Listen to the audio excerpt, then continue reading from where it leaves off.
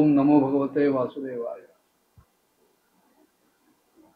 मैत्रेयांनी दत्तात्रेयांच्या जन्माची कथा थोडक्यात सांगितली, पण विदुरांची उत्सुकता जिज्ञासा शमली नाही आणि म्हणून त्यांनी प्रश्न केला की मला कृपा करून हे सांगा की जगताची उत्पत्ती स्थिती आणि अंत करणाऱ्या या सगळ्या देवांनी अत्रि मुनींच्या ठिकाणी कोणत्या इच्छेने अवतार घेतला.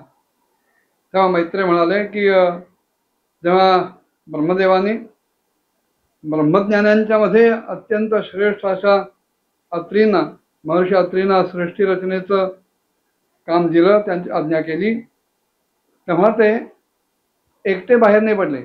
आपल्या पत्नीसह तपश्चर्येसाठी वृक्ष नामक कुलपर्वतावर ते गेले आणि तिथे पळस अशोक इत्यादी वृक्षांचं अतिशय विशाल असं वन होतं. सगळे वृक्ष फुलांनी लगडलेले होते, फळांनी लगडलेले होते आणि त्या वनामध्ये एका बाजूला एक निर्विंध्या नावाची नदी वाहत होती. वाचताना तिचा अतिशय मंजूळ असा खळखळाट ऐकू येत होता, कलरव ऐकू येत होता. आणि अशा त्या वनामध्ये अत्रि मुनी आपल्या प्राणायामावर संयम करून चित्त आपल्या स्वाधीन करून केवळ वायूचा आहार घेऊन वायवाहारी राहून निर्द्वंद्व अशा स्थितीमध्ये एका पायावर उभा राहून तपश्चर्या करायला लागले. ऊन पाऊस थंडी वारा ह्या कुठल्याही गोष्टीची तमा न करता आणि आपली चित्ताची एकाग्रता ढळू न देता त्यांनी 100 वर्ष तप केलं.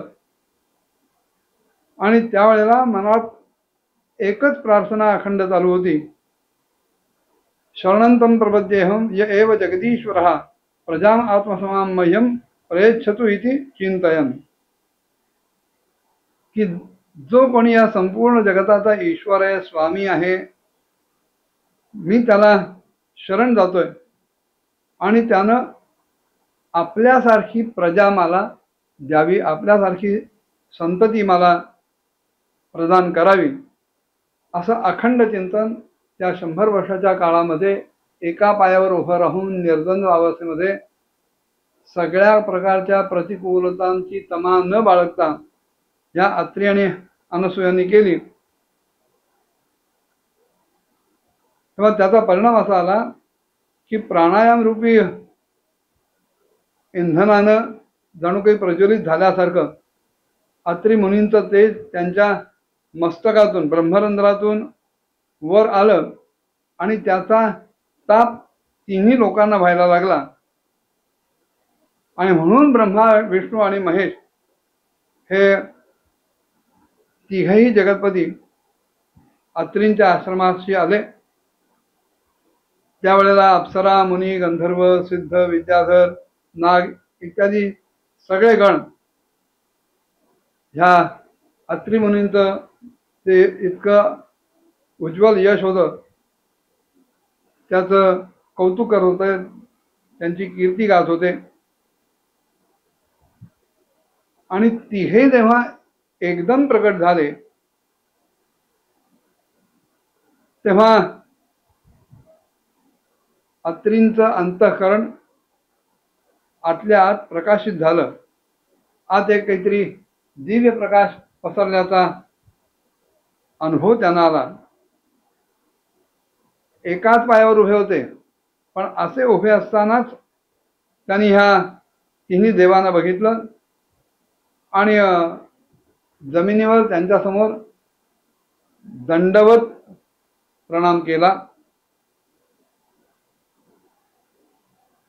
आपल्या जवळची सगळी पूजा सामग्री तिच्या साह्यानं त्या तिन्ही देवतांची त्यांनी पूजा केली, अर्घ्य दिला